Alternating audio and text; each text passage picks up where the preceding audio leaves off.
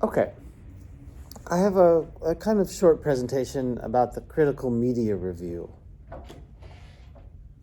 Because what we did last week was a media survey where you collected sources related to your topic.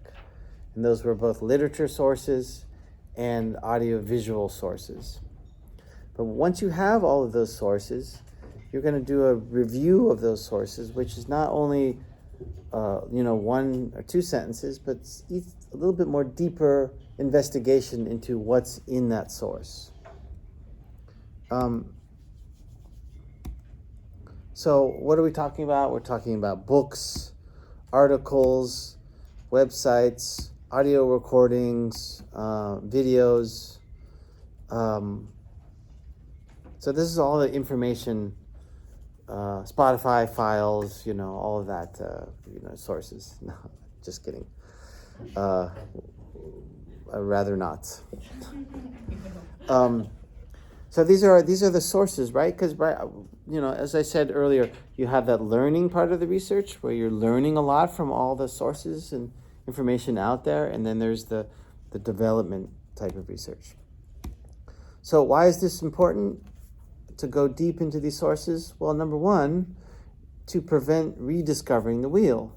Maybe there's a great book out there about using chest voice in opera, and you go look at it and it has everything that you wanted to do, right?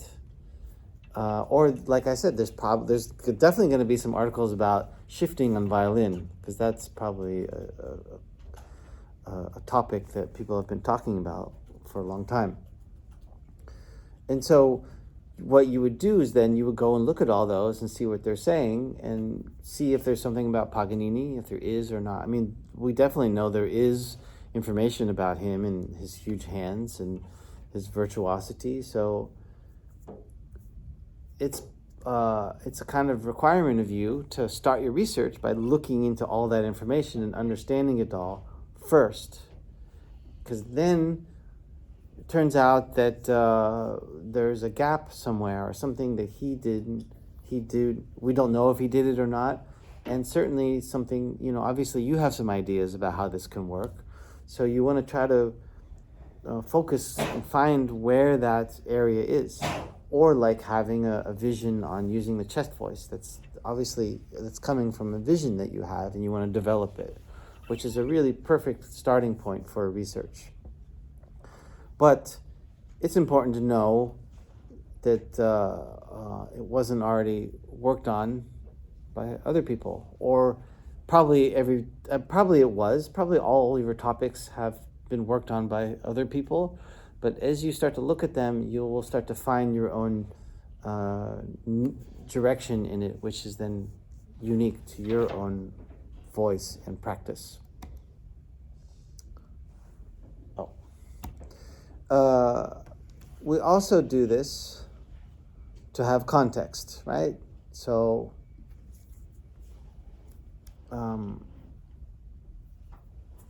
you can say there's this book, right? So this is more to just understand where the content, this is what I've been saying the whole day. So the context and the information, all the current state of the information around your topic and question.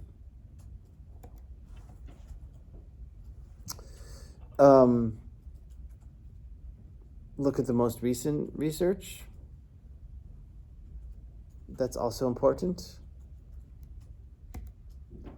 And to know the right way to talk about the topic, so terminology. So this is also really important. Like for example, I was, in my research into speed in music, I was thinking about like this thing about complexity of music and the time it takes you to understand it. And so there's a sort of, I don't know, like if something's complex, it's harder to understand, which might alter your sense of time and speed. And then I was talking to my supervisor about this, who's a psychologist, and she said, oh yeah, that's called cognitive load. So that's a scientific term for how much brain power is needed to do some task. And then and then there are all these studies on how the relationship between tasks and cognitive load. And some of them also talk about the relationship between cognitive load and the perception of time. And so all of a sudden, when I know that, I could do a search for cognitive load and perception of time in music and get some research about it.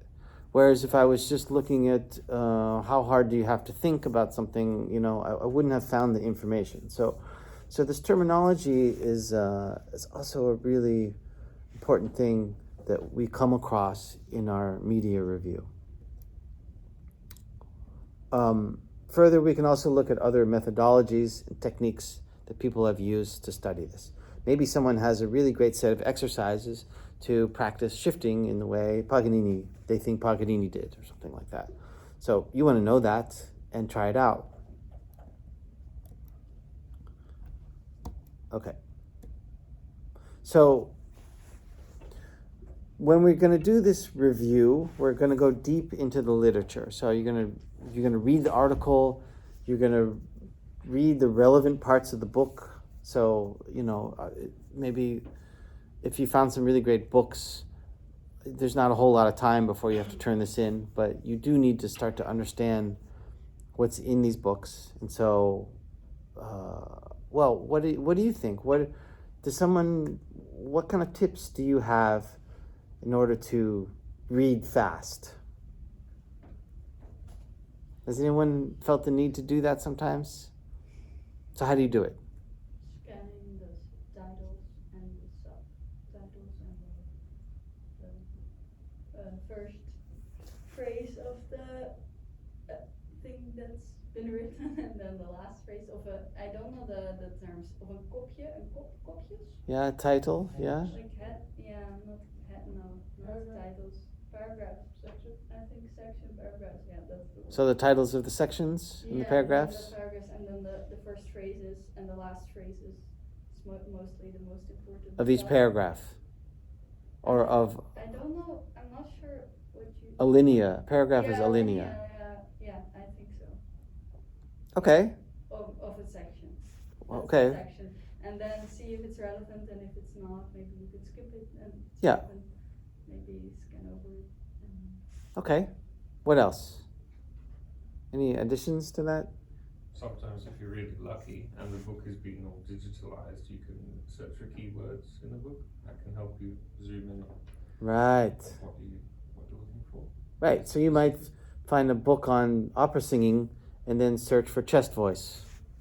And then, boom, there's one paragraph in somewhere where they actually talk about it. But the book might not be on chest voice at all. That's a good one. And the titles, so maybe, of course, table of contents, looking at the description.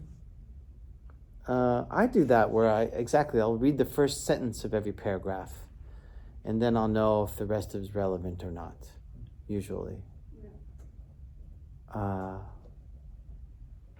And sometimes, there have been a couple books I've read where like every sentence is totally great. And then I have to like sit down and read it again and make notes and all that stuff. And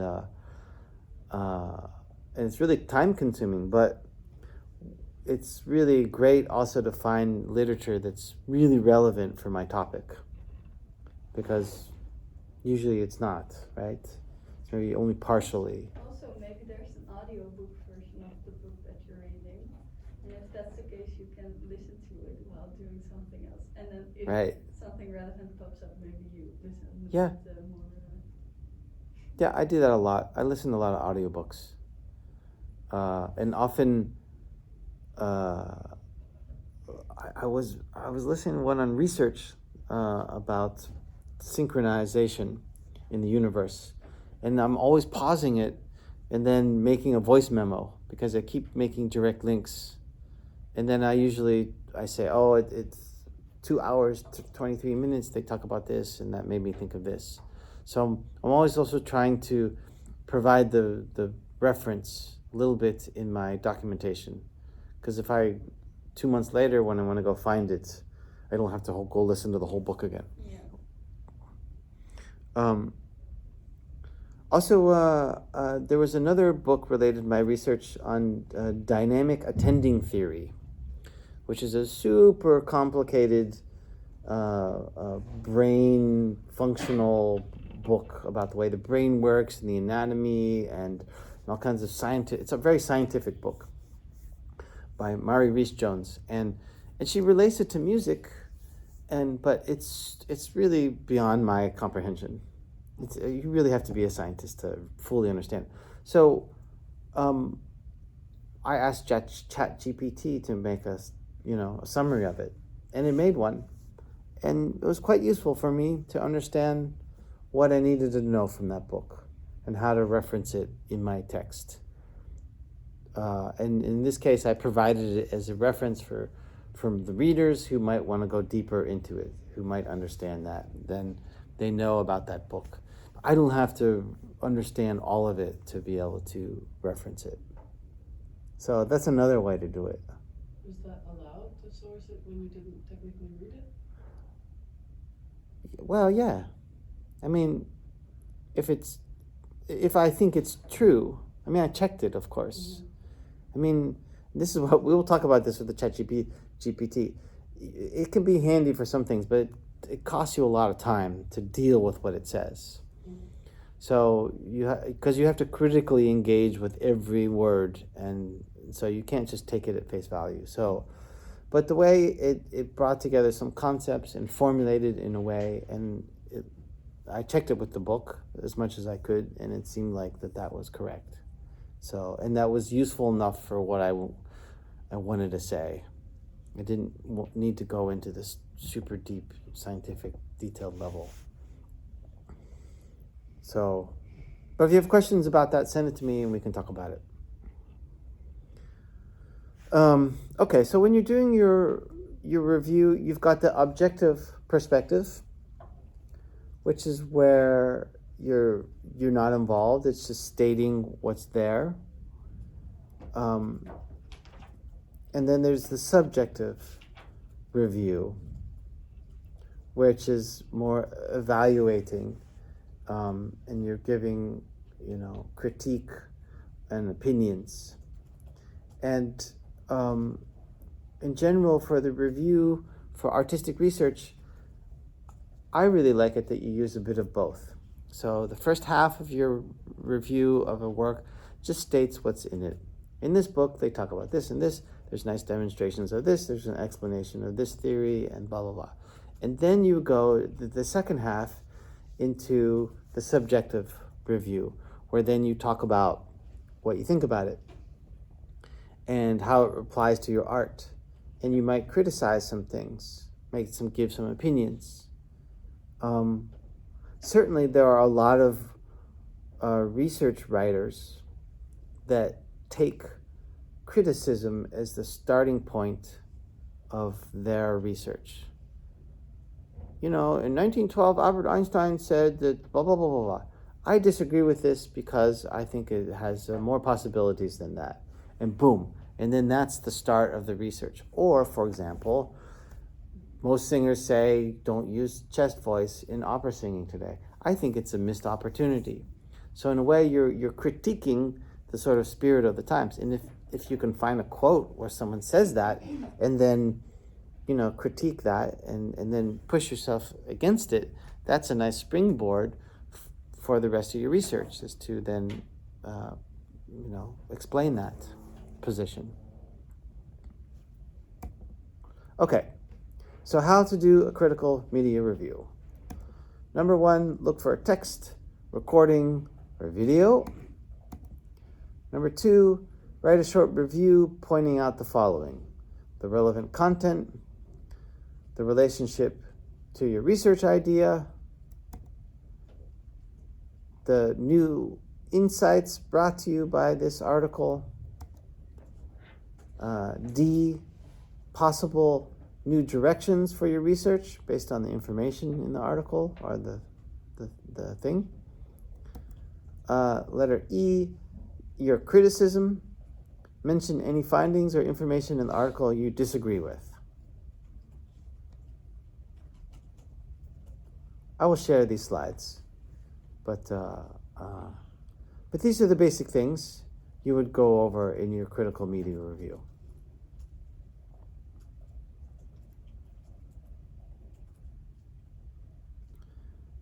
And then once you've done that, rewrite, if necessary, or write a new research question based on your conclusions and findings, right? So maybe in your critical media review, you discover that there's already been a historical comparison of modern and Paganini's shifting techniques, and so you don't need to redo that research, but you find some new perspective which hasn't been researched. So this is why we do this critical media review, is to make sure we're not repeating research, and also to be learning from it all these other aspects.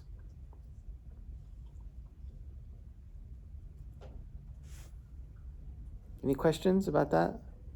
It's all pretty kind of obvious. Yeah. Okay. Let's talk about citations. And then basically when you're talking about other material, you have two ways of talking about it. One is to either paraphrase it, which is putting a passage from a source into your own words. So in this book, they're talking about this topic and they do these techniques and these are the results, right? This is really common. When you're telling me about something, you're paraphrasing a book. So we're used to talking in this way. But there are also times when you want to quote something. And basically the rule that's what I think of is when you quote something, you have to quote it because it's said so well that you cannot make it, well, no, that's not the way. Yeah, that there's a way that the words are put together that it really captures more meaning than just the general meaning. That's the way I look at these quotations. So usually there's some sort of, I wouldn't say poetic value, but some sort of creative writing value, that the way it's put together, that's really working well. And then you can quote it. But if it's just a general information, 2 + 2 is 4, or, when you pick up the bow and put it on the string, you wouldn't want to quote that because it's like general information. So you want to think about when to use the quoting. We'll talk more about that in a second. So, ways to paraphrase. You can do it like this. Hasseman, and then 2007 in quotes, in parentheses, says that practice as research, blah, blah, blah, right? So now we have a statement about practice research, and we talk about what Hasseman said. So that's very specific for Hasseman, and the year is given as a side. Another way to do it is to talk about research in general. Early research training for practice-led researchers leads to blah, blah, blah, blah.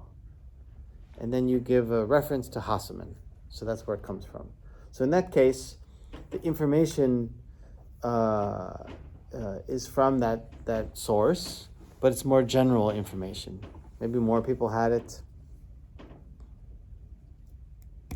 And then if you're looking for something very specific to Hasseman, and also specific for the time, in 2007, Hasseman's study of artistic research in conservatories showed that blah, blah, blah. And so now we have placed it in 2007, and that's interesting because you're going to talk about the research that was done in 2018 too. So by giving the year, you're already setting up a sort of chronological review, or at least you're placing it in a certain time.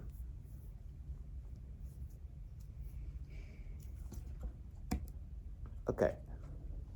Instructions for quotations. Use them in small doses, only when you can't say it more concisely. If you need to give a long quotation, it means you still need to do some work on analysis and synthesis, right? So don't quote a whole paragraph from a book, unless it's like poetry or something. Usually, if you want to just take one sentence, maybe two, and then all the information around it, you would paraphrase it in your own words. Including a quotation implies that you agree with the opinion of the quoted author. So that's a sort of general thing, is that you're using quotations to build your argument, and then that's helping you. But in the case of someone saying, oh, chest voice is not allowed in operatic singing, then you might quote it and then say, well, this is wrong. And then you go against it, like we said. Quotations are always given in their source language, right? So if you have something in French or Spanish or Latin, put it there, and then put the translation in a footnote. Or Dutch. Yeah. Can I give a personal anecdote? Yeah. I tried reading a very great book about Mendelssohn once, which was initially written as a PhD. And it was full of quotes from Mendelssohn and other people in German and in French. I can't read German and French. And he didn't put any translations. Oh, wow. So it was the most irritating thing ever. It's like, I wish I could put this in. Yeah. So I like that you said translate it in a footnote. Yeah. I wish someone had told him that. Absolutely. And put it on the same page. Yeah. So you can just look down and see what it means. Otherwise, it's completely unfunctional text. Yeah, assuming someone knows all these languages. Like, here's a quote. The Swiss educator Jacques Dalcroze found conservatoire students lacking in fluency and expressiveness. They struggled to play technically correctly, but lacked a feeling of rhythmic involvement and musical sensitivity. That's really concise. So I wouldn't know how you could put it in your own words and make it more clear. So, okay, quote it. Swanek, 1988, page 13.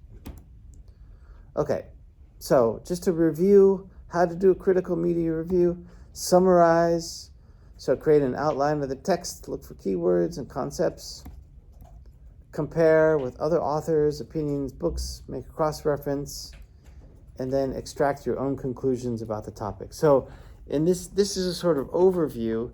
Like, let's say you have 3 sources that are relevant for your topic on intuition, and then you might want to talk about each of them individually, and then you might want to do this like summarization comparison afterwards.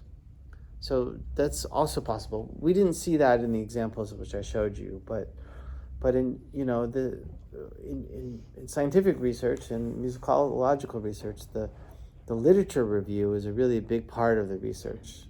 It's where you go through and you review all the literature that is existing out there related to your topic. And that's important for all the reasons we talked about.